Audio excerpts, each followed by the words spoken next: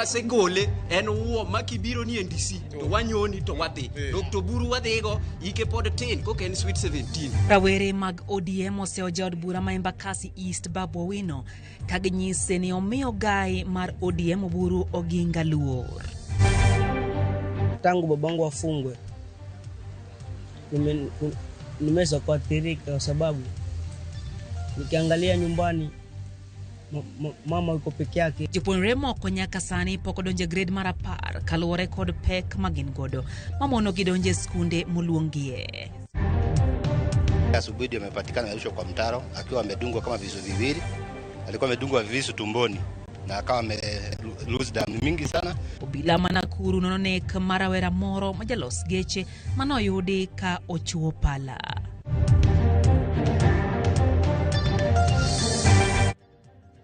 Machiegni nyakorom gajwang nyinga Lydia Okeyo. Moko kuom jokanyo mag ODM marawere koro wuok tung' mosuo kod jotelo mag ODM osebedo kabalo gi ten Dr. Oburu Oginga e chamano. Rawere go ramo ni ogai mar ODM Oburu Oginga nyaka miluor moromo kode kaka jatelo mar chama kagiseo moko kuom jod bura kamoting'o Babu Owino, Edwin Sifuna, Caleb Amisi kin moko kuom siko nyiso kido ma okare e duond burano. Kane otani kod Kasmul Makore kweth mag rawere go lero ni duond bura mar ODM nyaka biti gi UDA e dwaro mar chuogo sirikal mabiro. Rawere go ywak ni kinde duto ODM osebedo ka yudo lal wera ni kinde ng'anyo to johera mag ODM mawito ngimagi gino magiwacho ni ok gikore ne kendo.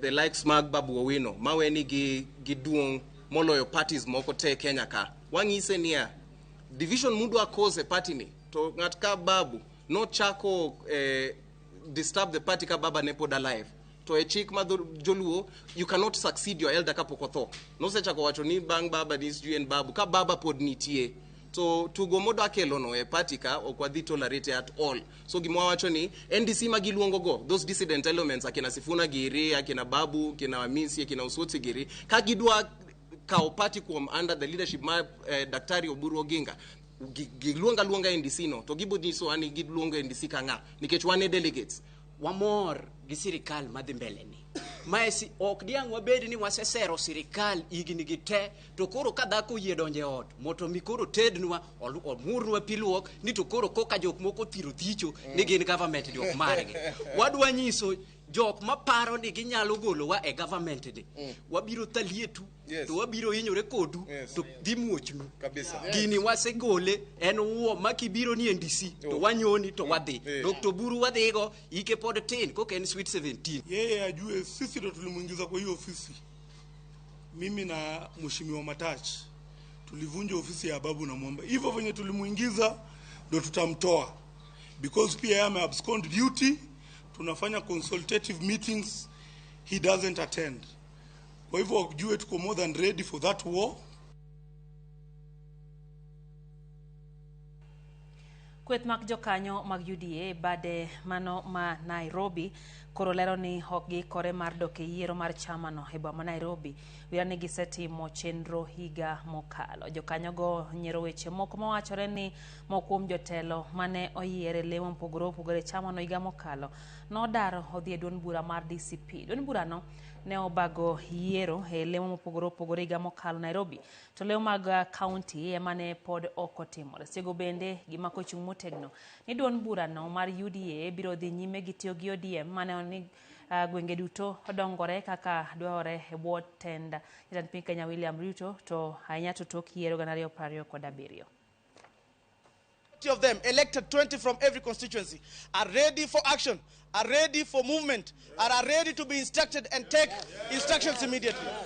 It is further our commitment that in the next round of elections of the UDA party, where we shall go to elect our leaders at the county level, we are ready, we are willing, and we shall go because we know the next government will be formed by two-term President William Samoei Ruto. Sani wakauru advantage mondo wakonye jopiny bende ke jopiny piny kocha ywak ni ok gine gima sirkal konyogi to wan e sirkal. Koro wakauru to nyisi president mara ni wan wasapote agenda ne mantie gote mondo jodala bende oyude ber ma jo Nairobi beneno. Kaka luo nagi wabedu kamoro achiel kajo ka ng'ato mondo wami William Samoei Ruto oti maber. To gi joma ne sirkal akwa mondo Nyasaye omed mire uteko mondo wadhi maber ka higa ma 27 oromo to wan kaka jo UDA gi ODM kwariwo kamoro achiel jaduong' William Samoei Ruto wamiye Ruto tam. Akwayo jo onagi ni wariure uru kamoro achiel, wariuru jagot lwedo mondo wayud tutam ma sani dwarre. Rawere mag ODM e kar chung'od bura ma Kasipul kokalo e riwruoggi mar Kasipul Youth for Youth osiro tend duond bura mar ODM ewi chenro ma gin go mar chako twak manyien gi duond bura mar UDA motel ne yiero 2027. Rawere kotane kod MCA ma West Kasipul Ward Vikins Bondo koni gisiro twak makamano ni mar mano ema nyalo miyo ODM bedo gi adieri mar yudo ber e sirkal mabiro 2027. Bende rawerego kwedo josiasa moko mag ODM masa winjruok manie kind duond bura mar UDA ka giwacho ni josiasa ma kamago onge gi dwaro mane ni ODM obedo e sirkal e yiero mabiro. Kaka patron mar Kasipul Youth for Youth adwa go erokamano maduong' ne Central Management Committee mar ODM mano bedo piny kendo neno maber ni gichak wuoyo gi chama mar UDA e weche mag loso coalition gi UDA gi parties bende mamoko ma giringo go kanya achiel e paro kendo e tim.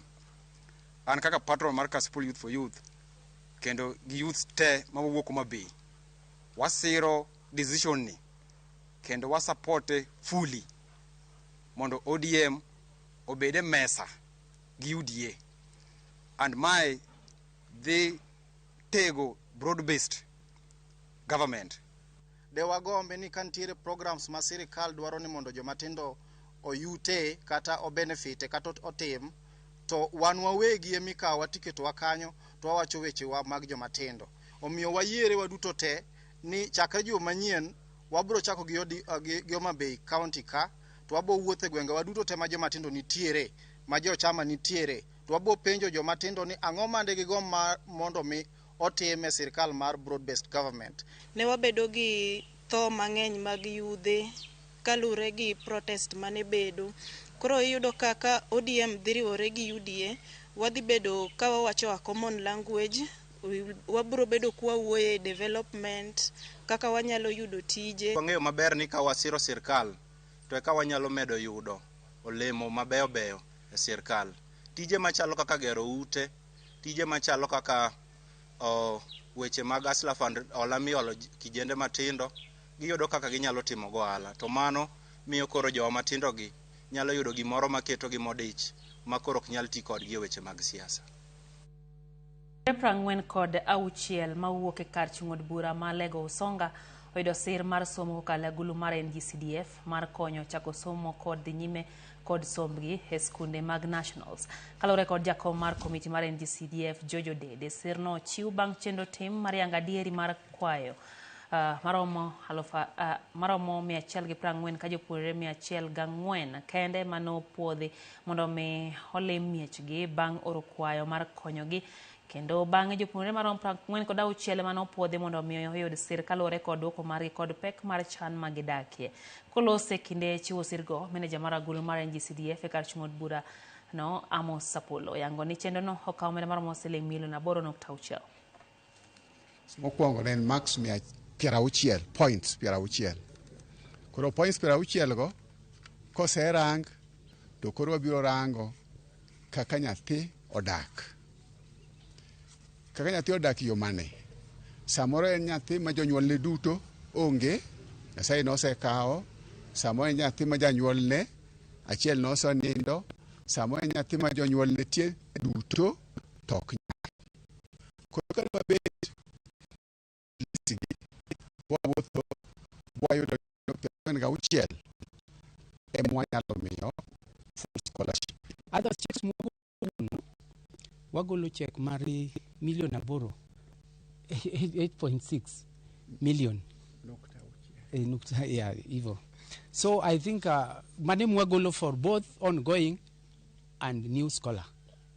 So amor kabisa kendadu koni our patron erokamano oni ubedka to kaluwore gi dich ma ok onyal gengo authority office wa move with speed mondo nyithindo gi kiki bed no koso their chances.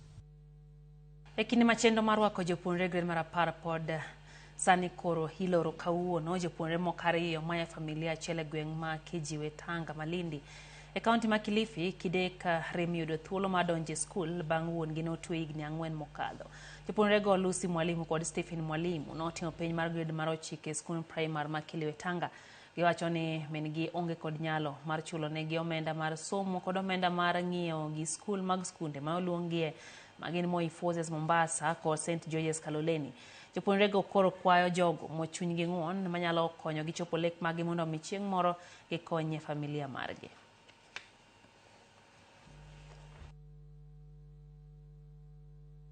Kulingana na ripoti ambayo tumepata, ilikuwa ni kama mwendo wa saa 6 usiku jana kulisikika nduru na watu wakajaribu kutoka, sijui kama waliogopa.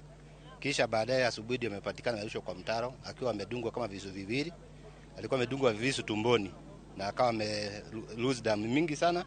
Tumekuwa na cases za insecurity na tumekuwa tukiuliza kila mara kwa mara askari ambao tuko nao wapatiwe resources kama gari ili wakaweza kupiga patrol zao usiku na kuwezesha wakazi wa hapa kukuwa na usalama wanapotoka makazi, wanapoenda makazi asubuhi, na hiyo ndio imekuwa malilio yetu. Haya mambo yametendeka, ni mambo tungeweza kumanage kuzuilia, na pia niweza kuambia pia governor ita kubwa hapa tayamulika mwizi. Kuna taa kubwa hapa ambayo pia tuliweza kuwekewa, lakini mara kwa mara hiyo taa huwa inapoa, na ikipoa hiyo taa inasimamia maeneo haya karibu kilomita 1 maraba, lakini sasa hiyo taa imeharibika, inachangia maeneo haya na kuwa na giza, so unakuta wahalifu wanapata nafasi ya kuweza kupora watu.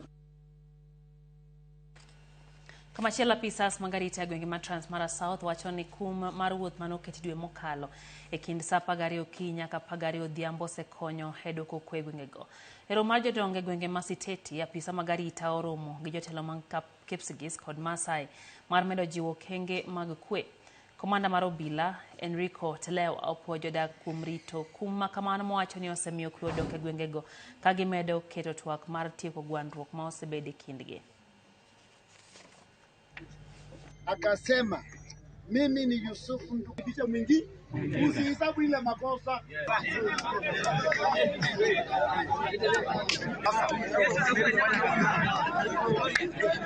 Jana tulikuwa kwa mkutano Rogorian ambaye ni ya jamii ya Wamasai peke yao, ikawa wameitikia wito huu wa amani, kwa sababu kila mtu kuangalia hakuna mtu yeyote ambaye ameweza kufaulu. Kila mmoja alikuwa analia kwa sababu ya changamoto alizozipata na ambaye zimekumba wao.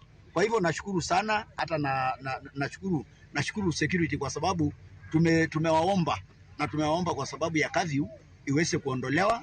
Kwa hivyo siku ya leo tunafurahi sababu tumefanya mkutano pamoja na mkutano ulikuwa mzuri. Wamejisalimisha wote wakakuja kusema ya kwamba hawezi kuishi bila amani, sababu hawa wazee majamii yote mbili ni mandugu zao, ni mashemeji, ni mandugu, ni watu ambao wamekaa kwa muda wa siku hiyo nyingi. Sisi kama viongozi wa eneo hili tumeshukuru sana washikadau wote kiongozwa na chairman wa Peace.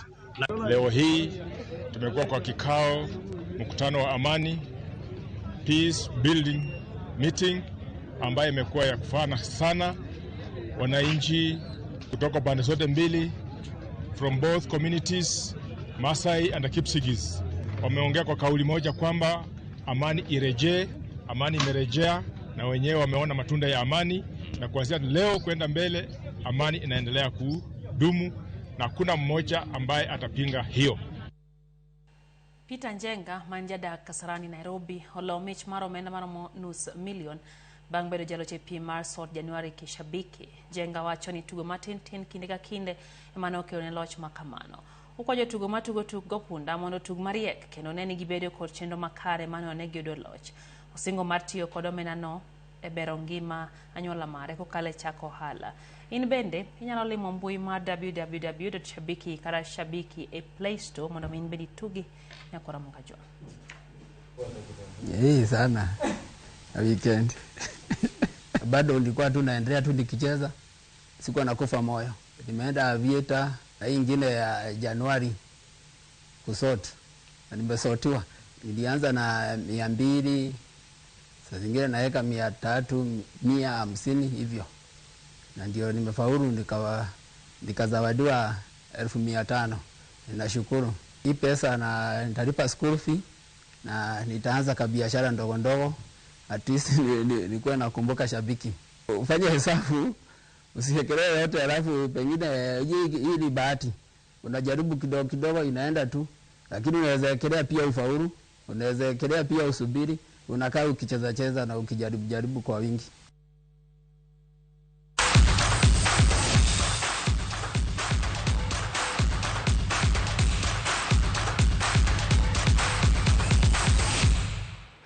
Etuke mag Champions League club mar Manchester City noyudo duoko karabok